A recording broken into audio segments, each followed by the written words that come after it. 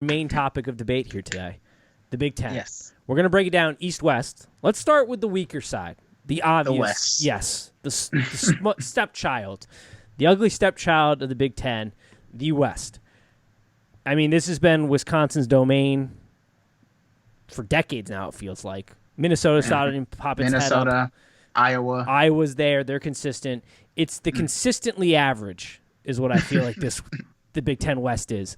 Do we think we can talk about most of the teams here, but do we think it's going to be close this year, or do we think a team's going to run away with it? There's no reason Wisconsin shouldn't run away with this, but I do think Iowa is probably your dark horse here. If they can be a dark horse. If they can be a dark horse. At all. I know they have a lot of stuff going on in that locker room. I mean, Yes. they're suing the coach for But they have the pieces, Tim. maybe. I mean, I don't like Iowa at all. The dark horse that I would see here is Minnesota? the Fighting Illini. And the reason I say got questions on is this one. because I don't consider Minnesota a dark horse in this. Right. I think it's 1A and 1B, Minnesota and Wisconsin, and then there's like everybody else. Right. And last season Illinois beat Wisconsin, right? I don't remember. Now you're putting me on the spot. I believe they did. I believe it's- Illinois beat Wisconsin because they went on a 4-game winning streak after beating us, right? I don't remember much of last season. I wasn't paying too close attention to Michigan State after they just decided they didn't want to play football anymore. Yeah.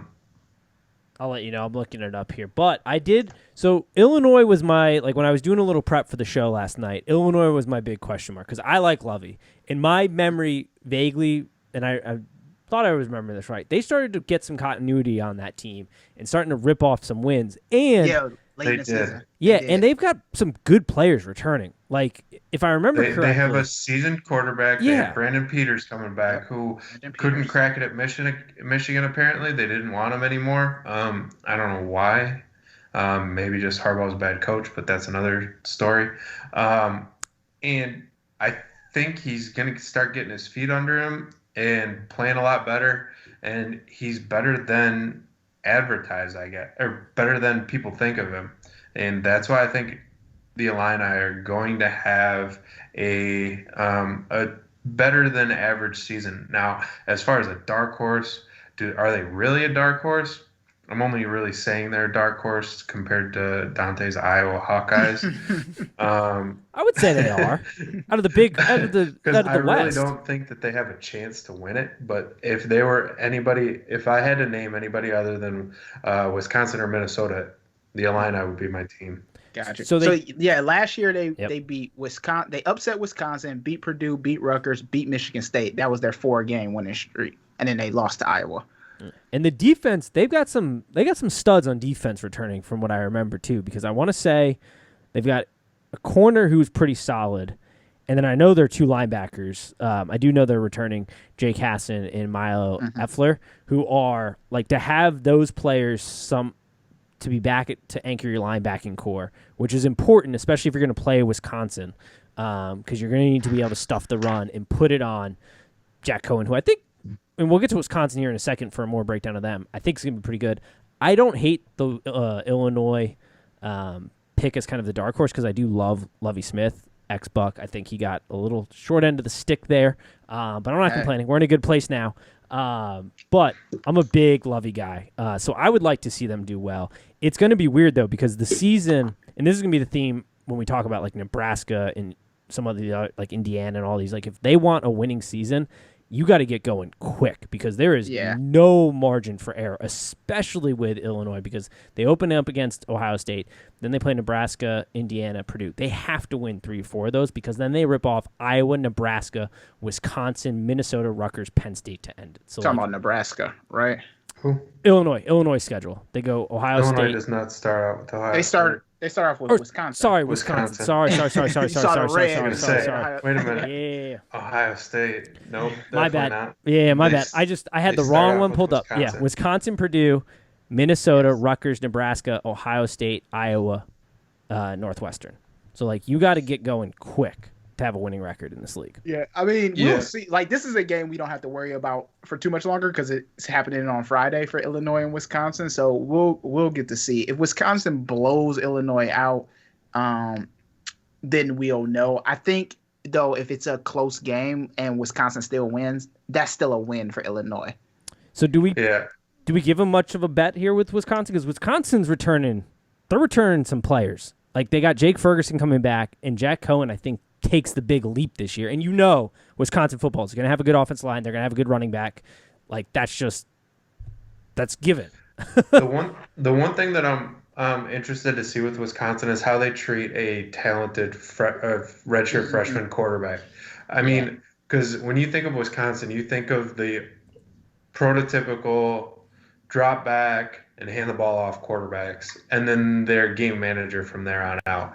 So how is this freshman quarterback going to be able to I guess he's talented, so is he going to want to throw the ball more, take more risks? And that's not really Wisconsin football as much. So will we see him get away from the typical Wisconsin, play it safe, hand the ball off, and move the ball and manage and not take any risks downfield? I mean, he played well last year from what I remember. Like, he was pretty solid as far as Wisconsin quarterbacks go, not like in the grand scheme of the national championship. Like, there was obviously some things he needed to fix. And I think having that tight end coach and Jake returning, the offensive line should be solid, unless I'm misspeaking out of here. And it's Wisconsin. Yeah, they should be solid. It doesn't matter, yeah. Yeah, that's a given. I guess I don't remember. I don't remember him playing. Graham Mertz playing that much. I know clearly he played a little bit last year. I just don't remember him playing that much last year. Well, I think I don't know if Paul is gonna let him sling the ball around. Well, no, but I think he's made enough. I think he's gonna make a big. I have the expectation that he should make the jump to be competent enough where you're not worried about him losing the game, turning over the ball, exactly, making bad decisions, being able to get the first down when you need it, that type of thing. Where, like, you can play really good defense, you can run the ball, and then when you need, maybe not the biggest play in the world, and that's always been their Achilles heel when they go and play in Ohio State or something. But I do think he's going to be good enough to get you that first down, keep the ball moving, and not turn over the ball a bunch. That's how you win football games. Yeah, I know we're talking about O-lines with Wisconsin. But this team is returning literally everyone on their O-line, and I think will probably beat Michigan. And I know that's not a hot. That's a real hot take. But Minnesota's offense. So I was just going to ask: do we honestly think? So here's my concern, and this ties in when we talk about Penn State on the other side. They lost their OC. Am I not? Their OC is now Penn State's OC. Is he not? The Gophers? Yeah. He moved to Penn State. I'm like 95% sure. And that was my concern. Yeah. I wanted offensive adjust to new play caller Mike Sanford. I'm concerned. Long time Kirk. I don't know how to pronounce Kirk's last name. Saracoca. We're not big last name people on this podcast. Yeah, not the best in that. You're department. Right. He is not there anymore. They do have a new offense. Right. So that plays into when we talk about Penn State for me. But that was my big. Like, when I was going through the prep, I was like, all right, question mark, because I'm pretty sure he left. I should have just looked it up. Yes. I looked it up. He sure did. Tanner Morgan, do we think, like, the offense, I didn't know they were returning everybody on the offensive line. That's great. Yeah, but they're returning everybody. They lost Tyler Johnson, who's now on my Bucks, but they got Bateman. So is there enough there to not have a drop-off this season, do we think? I think Minnesota, like, if Wisconsin wasn't in there on that side, which you can argue maybe Wisconsin shouldn't be on it, Minnesota would be, like Tim said, this is 1A and 1B. There's no reason that Minnesota can't win the Big Ten, West. 0. Yeah. I like PJ Fleck too. I agree with that. I'm going to put my hand up right now. When they hired PJ Fleck, I legitimately questioned why they hired him instead of going get, like, because at the time Les Miles was still available and things like that. That was a big no-no. Like, Les is having a hard time down in Kansas, and PJ Fleck he's building himself a program there. But I'll be interested. Honestly, I think there's a reality where if D'Antonio would have quit beforehand, PJ Fleck will probably be MSU's coach. Without a doubt. Yeah, how bad without does a that doubt. piss you off? Don't get me started on that. So I mean, watching last year, it looked like Minnesota started off rough too. I thought I remembered that, and I had to go look it up. But they beat South Dakota State close. They went to overtime against Fresno State, so they really started to get their legs under themselves and really ripped off a hell of a season. I mean, 11-2 to finish after close games against those two teams right there, and then Georgia Southern 35-32. So the first three games were a little rough. I think they have a very good shot to beat Michigan. The only reason I think that Michigan's favored is because Michigan always moves lines weirdly in Vegas, not because they're actually better than the other team. Because it's supposed to be cold in Minnesota. I believe it's supposed to be snowing for game time. It is Minnesota. And Michigan's breaking in a brand new quarterback. Here's the thing. I think Minnesota is the only team, one of the only Big Ten teams that will probably carry their momentum from last year into this year. Okay. Yeah, I don't hate that. I mean, And Ohio State. and Illinois, the team that we just talked Oh, about. well, in Illinois, yeah. Yeah. All right. Yeah, I I said don't hate one that. of the only teams, not the only team. Fair. I would agree with that. I do give Minnesota the leg up in that Michigan game, though. I Yeah, like that. I think Minnesota's gonna win, and watch me have to eat my words. Michigan fucking destroys Minnesota in Let's their not own. go there. Let's not go there. Let's talk about teams carrying momentum. Do we think, and it's our favorite team to talk about, do we think Nebraska carries over their losing ways into this season, or do you think Absolutely. they keep it positive and get a positive record? Nebraska has drawn the ire of every Big Ten fan don't that's say. not a Nebraska fan. You don't say they didn't just draw the ire. The Big Ten actively said "fuck you" with their schedule. In case you need a refresher for the crowd, Nebraska starts their season off Ohio State, Wisconsin, Northwestern, Penn State. Those are their first 4 games of the season. I don't know. Like, Scott Frost kind of is like, to me, Jim Harbaugh light. Like, here you Interesting. are supposed to bring Nebraska, Big Ten titles and national championship titles, and he hasn't done anything.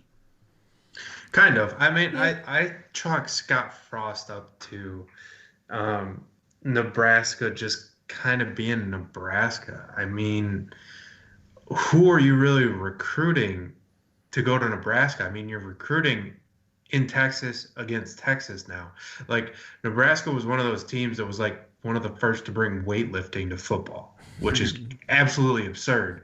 And so now they're just have a level playing field, but now they got to get people from Texas to go to Nebraska. Like, it just isn't a thing that really seems appealing to me. Here's the thing about Nebraska and Scott Frost. I can't tell you one marquee game that Nebraska has won in his tenure. I don't know if off the he's top of my beaten head. anyone. Yeah, I don't know. he's 9-15, so the record would suggest probably not in his 3rd year. I would say, I think Nebraska, from what I remember, maybe I'm remembering this incorrectly, but this is going to play when we talk about the point spreads this week in the Big Ten, is they weren't good, but they were sort of frisky when Adrian Martinez was healthy and wasn't dealing with that knee injury. They And were. like that, They were. yeah, like I remember them. It felt like they were defensively. I don't remember them being very good, but offensively, it felt like they were starting to put it together ish. And then his knee started to go and have some issues there. That probably right. is pretty much what happened. They started to kind of get things going, and then Adrian Martinez went back out again. And the crazy thing is I was just listening to something up here. They got somebody in Nebraska who's nipping at Adrian Martinez's heels apparently, and they just had to announce that Adrian Martinez was a starting quarterback. Like, I thought he was, but apparently I saw that They too. got Like, somebody nipping at his heels. I was like, what do you mean Adrian Martinez is a starting quarterback? Like, of course. And then I was listening to Rico Beard up here, who's very plugged in with Big Ten football and Michigan State football. And he said that they got somebody down in Nebraska who's nipping at Adrian Martinez's heels. I don't know who he is, but yeah, I was shocked when I saw the name, the starter, because I pulled their like ESPN page Right. and I was like, what the hell are you talking? Like, is he injured? Like, is that the problem? Like, is he not healthy? No, he's completely healthy. But somehow there's some guy, which is I guess good for them. But I feel like Nebraska is one of those programs, and I know Dante, you have some thoughts on this, but I feel like they're just like the Texases of the world, where their fans need a reality check. Like, this ain't Miami's of the world, except for Miami could eventually be Tennessee. back. Like, they have the fertile recruiting grounds. Tennessee for sure, and we're going to get into that in the gambling segment of this. I feel like their fans need a reality check. Like, you guys should be happy if you go 500 every season. Like that, like maybe being a game over 500 you should be happy about. yes, they should be used to their 7 and 6 seasons. Yeah. Yeah, and be happy about it. I do think like on a national conversation, like people think, oh, like the Big Ten sometimes gets placed in that spot of being like the easiest of the conferences, but it is hard to win a game in the Big Ten.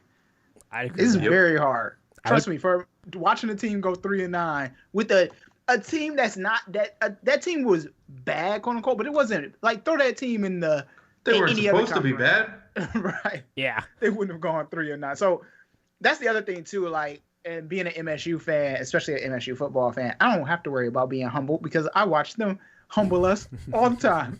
Exactly. I start off every season so excited, and then it just my world just comes crashing down immediately. Yeah. Well, I was gonna say the Big Ten. I mean, and it's a conversation every year. Like, what's the best conference? And the SEC is always sort of the default conference. But I have believed for a couple years now that the Big Ten is probably the deepest, most consistently out of all the conferences. Like, the ACC is super top heavy, but like below it is a lot of just crap. And then Yeah, the Pac-12, you just blow the wind and they fall. So like it's. And sometimes you have like the Oklahoma States. Like, that's just, it's so hard to judge, like to even put the Big 12 in like the category of like top, because they're such a weird, like, I don't know if you remove any one of those teams, like you remove the top teams out of that conference and you throw them in the Big 10 or the SEC. I honest to God don't know how they'd perform. I don't know if they would crush it or if they would get absolutely swallowed. And on a lighter note, you know, Big 12, 10 teams, Big 10, 14 teams. Who knows what's happening? I do love that. Yeah. Last team before we move to the real side of the Big 12 or Big 10. Sorry. Big 10. Now I'm getting it all switched away. We don't spend much time, but the Boilermakers, Purdue. Probably one of the most underrated teams. I was gonna say, do we Really? think they might like Ohio State trips on them again this year, or like, well, actually, let me see. I think they're going to upset a few teams. They don't play Ohio State this year. Sorry. We feel like they just trip up. Like, God, their schedule is real easy. I mean, not real easy, but it's Iowa, Illinois. That's tough. Wisconsin, Northwestern, Minnesota, Rutgers, Nebraska, Indiana. So the way I look at Purdue is I think like back to the Lakers of old when I used to call them Kobe and the Rebounders. Like, it's like Rondale Moore and everybody else. Oh, dude, Moore is such a freak. So, like, how far can a receiver really take a team? The David Bell That's kid, true. I remember Bell being pretty. Like, they got two. I mean, Moore's obviously in a different league of his own, but Bell, the other wide receiver there, I remember him being half decent. So, I mean, two guys, who knows? They could. I mean, Jeff Brom, in 4 years, he's 17 and 21. Like, But I know look, that's not guys, great, but it's not He's terrible. out for the first game. I don't remember what happened to him, but I believe he has. I saw him petitioning. I think he might have COVID. I saw him petitioning to like coach virtually or something, but the Big Ten might not allow coaches to do that. And then is Brian Brom his son, Yeah, I believe so. who like Son. just graduated from like Louisville, if memory serves Yeah. me correctly? Like, wasn't he? I remember just watching him play. I thought. So, but here's my thing with Purdue. They only had 2 hard games, Yeah. Minnesota and Wisconsin. But that This is why I think Oh, that they're underrated. Yeah. Because that schedule is super easy. oh, you think they might Okay. like rip through it and be potentially in the big? I'm saying this. if Wisconsin and Minnesota drop 2 games, don't be surprised if Purdue is the front runner. That would be so funny. Is the Big That Ten? would be I didn't look wild. in. Are they doing the same thing the ACC is doing, where it's the top 2 teams are in the conference championship, or are they doing winner of the West, winner of the East? East versus West. Yeah, East Okay. versus West. Big Ten would That never would do be something like that. so funny if you had Purdue playing Ohio State or somebody in the Big Oh, Ten yeah, I don't see championship. that. No, no one. The problem is no one will watch it, right? And so, yeah, that's why it wouldn't happen, because the Big Ten would be like, "Who's gonna watch this game?" That would be hilarious. Yeah, problem is the second team on that west side would get waxed by or the second team on the east side would get waxed by Wisconsin or Minnesota. I Yeah. Good transition into the East. They are the powerhouse in the Big Ten. That is where the action is. That's where the top teams are, the factories. Let's just start.